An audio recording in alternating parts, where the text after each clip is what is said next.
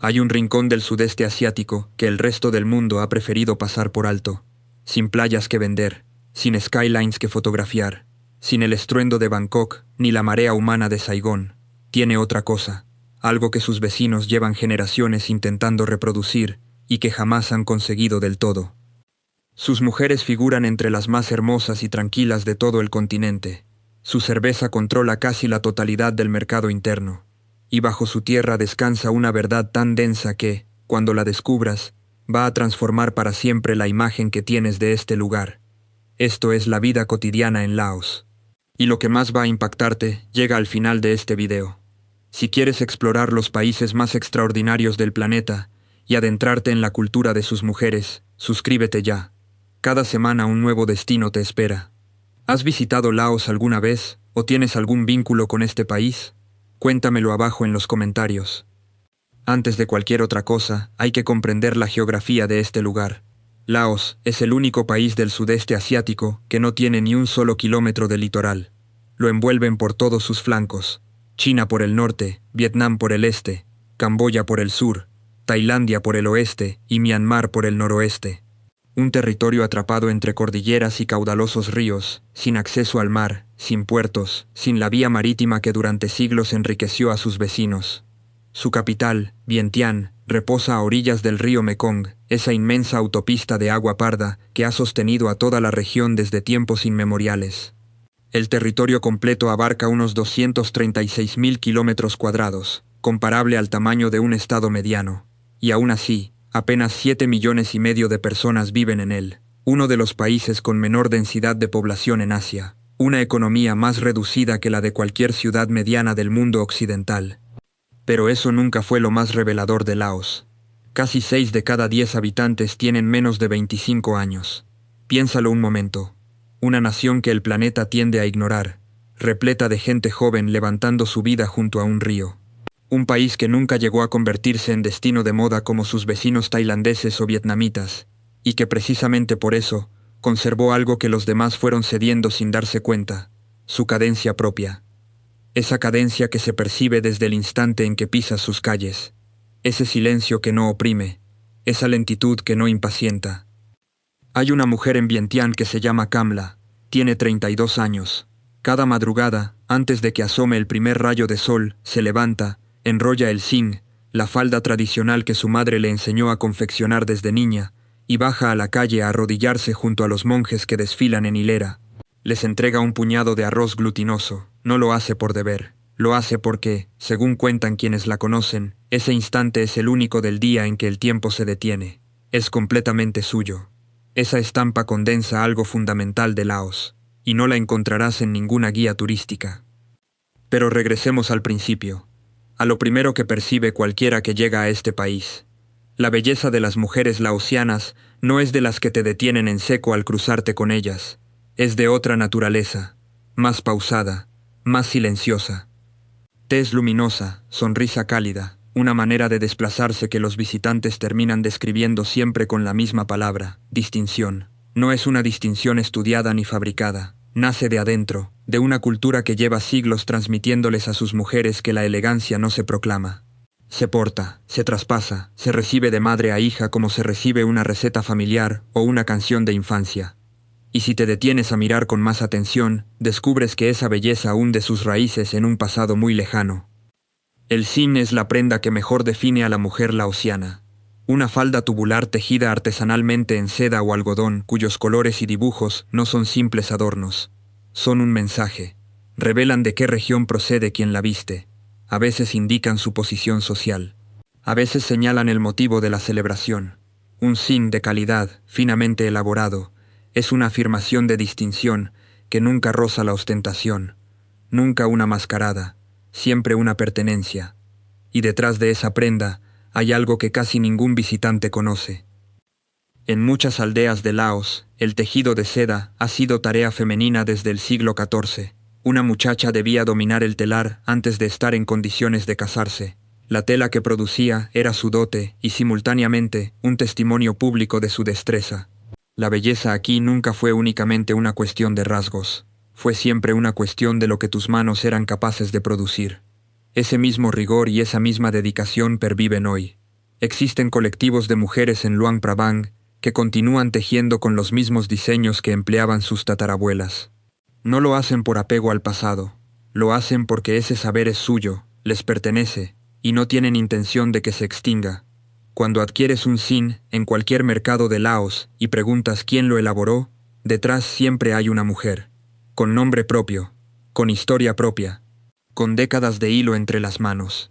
Y si el telar es la tradición más arraigada, existe otra costumbre que deja perplejo a cualquier forastero la primera vez que la presencia. Se llama basi.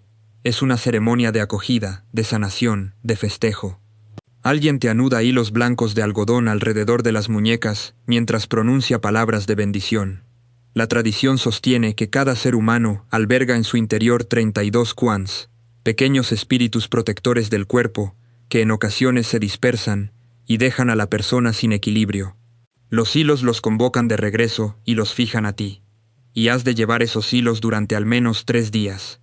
A los occidentales que llegan sin conocer la costumbre, les resulta desconcertante. Y luego, cuando al tercer día se los retiran, confiesan que sienten que les falta algo. No aciertan a precisar qué, pero algo. Son las mujeres quienes organizan y conducen el basi en la mayoría de las comunidades. Ellas preparan la bandeja de ofrendas con flores, velas y arroz. Ellas anudan los hilos con esmero. Ellas recitan las bendiciones.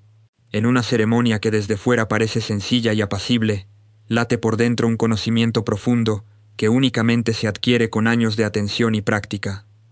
Las bodas en Laos también hablan su propio idioma.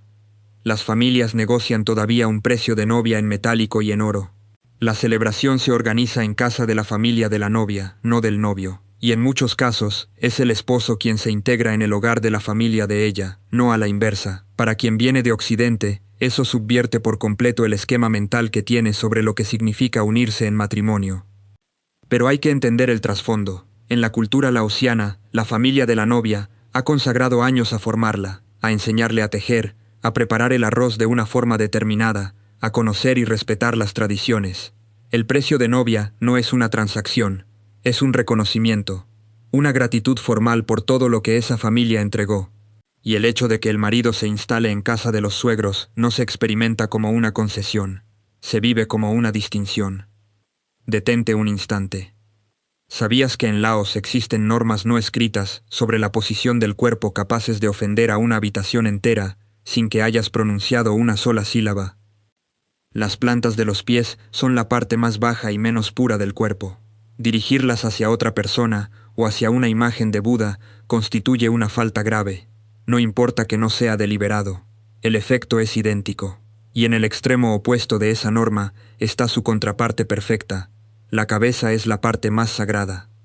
Nadie toca la cabeza de nadie, ni la de un amigo, ni la de un niño, y por supuesto, nunca la de un monje. En cuanto comprendes que el cuerpo está jerarquizado de arriba a abajo, de lo sagrado a lo impuro, las normas dejan de parecer arbitrarias, se vuelven coherentes. Una coherencia que Laos lleva aplicando desde hace siglos. Cada mañana, antes de que amanezca, los monjes salen descalzos a las calles en fila india, portan cuencos lacados. La gente se arrodilla en las aceras y les ofrece pequeños puñados de arroz glutinoso. Se llama takbat, la ofrenda matutina, y los visitantes siempre formulan la misma pregunta: ¿por qué personas adultas dependen de desconocidos para alimentarse? Porque los monjes tienen vedado por sus votos cultivar alimentos o percibir dinero. Solo pueden aceptar lo que se les brinda, y esa norma no refleja ninguna fragilidad. Es el núcleo del sistema. Quien dona acumula mérito espiritual. El monje recibe su alimento. Se teje así un vínculo cotidiano, silencioso, entre la comunidad y sus hombres consagrados. Y para muchos de esos monjes, ese cuenco de arroz al alba es la única comida de toda la jornada. El arroz no es aquí simplemente un alimento, es identidad. Los laosianos se denominan a sí mismos los hijos del arroz glutinoso. Lo consumen con las manos, formando pequeñas bolitas, en casi todas sus comidas. Laos es el mayor consumidor de arroz glutinoso por habitante en todo el mundo, aproximadamente 170 kilogramos por persona al año. No es hipérbole, es, sencillamente, el fundamento de todo. Suscríbete si el video te está gustando, todavía queda mucho por descubrir. Y ya que hablamos de lo que se consume en Laos, Es imposible pasar por alto una botella verde que domina el país con una contundencia que muy pocas marcas han conseguido en ningún lugar del mundo. Beer Lao lleva décadas monopolizando entre el 90 y el 99% del mercado interno. Se elabora con arroz jazmín cultivado en el propio territorio y el laosiano promedio ingiere alrededor de 40 litros al año. La mayoría de ellos, siempre esa misma botella verde, en las terrazas con vistas al Mekong, cuando el sol se hunde y Tailandia asoma al otro lado del río como una postal encendida, los amigos se congregan entre cajas de Beer Lao y máquinas de karaoke, sin clubes nocturnos, sin escándalos. Solo la velada más sosegada que puedas concebir en una capital. Vientiane es con toda probabilidad la capital más apacible del sudeste asiático, sin torres que compitan con el cielo, sin atascos interminables. Solo una ciudad ribereña que, de paso, también administra un país. En su corazón se alza el Pha Dat Luang, una estupa dorada de unos 45 metros, que es el símbolo nacional de Laos, y que, según la tradición, custodia una reliquia del propio Buda. No muy lejos, el Patuxai, un arco del triunfo que evoca al parisino, pero reinterpretado en clave laosiana, con nagas y kinaris labrados en la piedra. La gastronomía es otra vía para comprender a las mujeres de este país, porque en Laos, la cocina ha sido históricamente dominio femenino, no por imposición sino por transmisión. Las madres instruyen a sus hijas, las hijas instruirán a las suyas. Y de ese modo llegan hasta hoy preparaciones que acumulan siglos de historia. El laap es el plato nacional, una ensalada de carne finamente picada, vibrante y especiada, con hierbas frescas y arroz tostado y molido, que le aporta una textura inconfundible. Y lo que convierte los sabores en inconfundiblemente laosianos es el padek, una salsa de pescado fermentado, curada durante casi un año junto al arroz, que actúa como espina dorsal de prácticamente cualquier preparación. Es un sabor que exige un proceso de adaptación, pero una vez que lo integras, ya no imaginas la mesa de otra manera. En las tierras altas del sur, en la meseta de Bolaven, los agricultores, muchas de ellas mujeres, producen más del 80% del café del país, un cultivo que los colonizadores franceses introdujeron hace más de un siglo y que hoy es motivo de orgullo nacional. O café de Bolaven servido en vaso con hielo y leche condensada es de esas experiencias que las palabras no alcanzan a describir bien. Hay que vivirla. Hay un hilo que une el telar, la cocina y el café. En todos ellos son las mujeres quienes custodian el saber. Ellas determinan cómo se hace, cuándo se hace y a quién se le transmite. En un país que el mundo percibe como sereno y pasivo, las mujeres llevan siglos siendo el engranaje silencioso que lo mantiene todo en movimiento. Luang Prabang fue la capital monárquica de Laos hasta 1975. Desde 1995 es Patrimonio de la Humanidad por la UNESCO, y cuando llegas, lo entiendes de inmediato. Es una ciudad que el tiempo apartó con suavidad.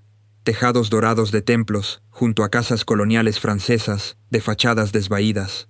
Hábitos color azafrán, deslizándose entre cafeterías. Casi nada ha sido derribado.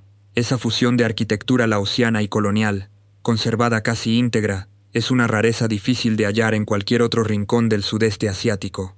Las mañanas le pertenecen al Thak Bat, centenares de monjes recorriendo las calles a la vez. Las tardes, a coronar el monte Fauci para contemplar el sol posarse sobre los dos ríos. Y a escasos kilómetros de la ciudad, las cataratas de Guangxi se precipitan entre pozas de un azul turquesa tan inverosímil que parece retocado digitalmente. Pero esa belleza arrastra un precio callado. La UNESCO ha advertido que la presión del turismo, combinada con un nuevo embalse proyectado sobre el Mekong cercano, podría comprometer los mismos atributos que hacen único a este lugar. Es la paradoja del país contemporáneo en miniatura. El mundo por fin posa los ojos sobre Laos, y al hacerlo, corre el riesgo de erosionar la quietud que vino a buscar. Y ahora llega la parte que nadie quiere relatar. La verdad enterrada de la que habla el título de este vídeo. Entre 1964 y 1973, más de 2 millones de toneladas de armamento cayeron sobre este pequeño país sin litoral. Más de 580.000 misiones de bombardeo. Hace el cálculo y cae como un golpe seco, una descarga de bombas impactando en algún punto de Laos cada 8 minutos, sin interrupción, durante 9 años consecutivos. Laos se convirtió en el país más bombardeado de la historia en proporción a su población, más explosivos que los lanzados sobre Alemania y Japón juntos a lo largo de toda la Segunda Guerra Mundial, y durante décadas, la mayor parte del mundo lo desconocía por completo. Una gran parte de ese armamento no detonó, quedó enterrada, sigue ahí. Organizaciones de desactivación como MAG y UXO Laos llevan años peinando el terreno palmo a palmo, mientras el centro COPE proporciona prótesis a los supervivientes. Son labores lentas, meticulosas, arriesgadas, en las que también participan mujeres laosianas, algunas de ellas supervivientes ellas mismas, que resolvieron convertir su propia herida en instrumento de protección para su entorno.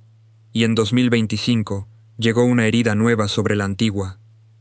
La suspensión de la ayuda exterior estadounidense paralizó gran parte de ese trabajo de desactivación. Miles de técnicos especializados recibieron la orden de detener sus labores, y en los meses siguientes se registraron nuevas víctimas, entre ellas una niña de 15 años. Estados Unidos fue durante décadas el principal donante de esa labor de limpieza. Medio siglo después de que el último avión abandonara el espacio aéreo laosiano, el suelo todavía decide quién llega a cumplir años. Pero entonces sucedió algo que ningún escritor habría podido imaginar. La gente tomó el metal destinado a destruirles y lo convirtió en vida. Las carcasas de bombas se transformaron en jardineras y utensilios de cocina. Los casquillos de submuniciones fueron moldeados a golpes hasta convertirse en cucharas y colgados como campanas en los templos. Hay viviendas enteras que se levantan sobre pilares fabricados con bombas americanas desactivadas. Un pueblo recibió el objeto más letal que le arrojaron en toda su historia y lo empleó para sostener un hogar. Ese es el secreto verdadero de Laos, y no existe cantidad de dinero capaz de adquirirlo. No muy lejos de esa misma zona arrasada, existe uno de los enigmas arqueológicos más desconcertantes de Asia, la llanura de las jarras. Dispersas por las colinas de Xianquang, se alzan más de 2000 vasijas de piedra colosales, algunas de hasta 14 toneladas, talladas entre el año 500 a.C. y el 200 después de Cristo. Los especialistas creen que tuvieron un papel en rituales funerarios, pero nadie ha logrado explicar con certeza cómo una civilización de hace más de 2000 años transportó bloques pétreos de esas dimensiones por esas montañas. Siguen ahí, aguardando una respuesta que aún no ha llegado. Hay una realidad jurídica que desconcierta a los visitantes extranjeros cuando la descubren. Una ley prohíbe a los foráneos mantener relaciones afectivas o de convivencia con ciudadanos laosianos solteros. Las sanciones económicas oscilan entre $500 y $5.000, y la expulsión del país es una posibilidad concreta. Los establecimientos hoteleros están obligados a notificar a las parejas de distintas nacionalidades que no estén casadas. Suena desproporcionado, pero tiene un trasfondo profundo: la protección de las familias laosianas frente a quienes pudieran tratar sus vínculos como algo intrascendente. En un país donde la mujer es el sostén de la familia, del hogar y de la tradición, esa ley es también una declaración: aquí las personas no son un atractivo turístico. La economía de Laos alberga una ambición descomunal para un país de su dimensión. Aspira a convertirse en la central eléctrica del sudeste asiático. Sin acceso al mar, sin industria pesada de envergadura, Laos halló una riqueza que discurre literalmente por su interior: el agua. Sus montañas y ríos permiten construir embalses que generan electricidad. Hoy el país gestiona más de 70 presas y exporta energía a Tailandia, Vietnam, China y Camboya. Pero la central tiene una fisura. En la estación seca, cuando los caudales menguan, Laos se ve a veces obligado a importar electricidad de Tailandia. Y el endeudamiento asumido para erigir esas infraestructuras ha contribuido a encarecer la tarifa eléctrica para las familias laosianas. Un país que ilumina las metrópolis de sus vecinos, mientras algunos de sus propios hogares batallan con la factura. En diciembre de 2021, inauguró una línea ferroviaria de alta velocidad que une la frontera china con Vientiane. Su coste ronda los $6.000 millones, casi un tercio del Producto Interior Bruto Nacional, sufragado en su mayor parte con préstamos chinos. El Fondo Monetario Internacional lleva años advirtiendo sobre el endeudamiento público del país, que ha rebasado el tamaño de su propia economía. China controla aproximadamente la mitad de lo que Laos adeuda en el extranjero. Laos estrenó su primer Starbucks en 2022, pero a día de hoy sigue sin tener ningún McDonald's, ningún KFC, ningún Burger King. Las grandes cadenas van llegando, pero con calma, a su manera. Laos no es un pueblo único.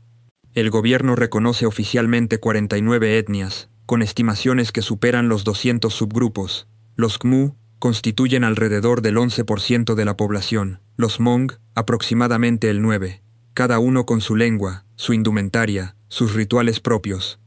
Y algunos de esos rituales generan imágenes que no se borran fácilmente. Cada año, antes de que lleguen las lluvias, las aldeas celebran el Festival de los Cohetes. Artefactos de bambú cargados de pólvora son disparados hacia el cielo como una súplica ruidosa y festiva al dios de la lluvia para propiciar una buena temporada. Si el cohete fracasa, su constructor puede acabar sumergido en el barro entre las carcajadas generales. Es uno de esos instantes en que Laos recuerda que la vida, aquí, todavía sabe a celebración auténtica. Entre las etnias de las montañas, las mujeres cargan con algo más que la custodia del hogar. Son las guardianas de las semillas, quienes resuelven qué se siembra, cuándo se siembra y cómo se preserva la cosecha para el ciclo siguiente. En algunas comunidades Hmong, la mujer que mejor domina el conocimiento de las semillas ancestrales recibe el mismo respeto que un anciano venerable, porque sin ella no hay alimento, y sin alimento no hay comunidad. Y luego está la expresión que lo sintetiza todo. 3 palabras en laosiano que funcionan casi como un instinto colectivo. Bor Pen Nyang. Viene a significar, no pasa nada, no hay problema, no es dejadez. Es una aceptación budista de que no todo está en tu mano, así que conviene no dejar que lo que escapa a tu control te arrebate la serenidad. Es esa calma que los visitantes pugnan por describir cuando regresan a casa, ese ritmo sin apremio que, tras años de vida occidental acelerada, se percibe como un bálsamo. Alrededor del 65% de los laosianos practica el budismo Theravada. El país alberga cerca de 5.000 templos. Cuando la gente afirma que la cultura aquí tiene una dimensión espiritual, no está siendo lírica, está contando templos. Hay una pregunta que este país le devuelve al mundo. En Occidente medimos una vida lograda casi siempre por lo que se acumula y lo que se posee. Aquí, el gesto más elevado de las personas más respetadas consiste en no tener casi nada y en ofrecer lo poco que les queda. Contempla a un monje aceptar su única comida del día, de manos de un desconocido, y la pregunta se invierte sola. ¿Quién es verdaderamente pobre aquí? Hay un último elemento que transforma la percepción del precio de todo en Laos. Es posible vivir con comodidad en Vientiane con entre 600 y $1.000 mensuales, alquiler incluido. Una comida callejera vale entre $1 y $3. La cerveza no supera los 2. Medido desde un salario occidental, resulta económico. Pero confrontado con un sueldo local, la perspectiva se invierte. El trabajador promedio gana aquí alrededor de $156 al mes. Lo barato siempre depende de quién sostiene la cartera. Y detrás de esos precios reducidos se esconde una crisis monetaria que casi nadie menciona. El kip laosiano pasó de valer alrededor de 9.000 por dólar en 2020 a más de 21.000 unos años después. Perdió más de la mitad de su valor. La inflación llegó a superar el 40%, entre las tasas más elevadas de Asia. Para un viajero con dólares, todo tiene apariencia de ganga.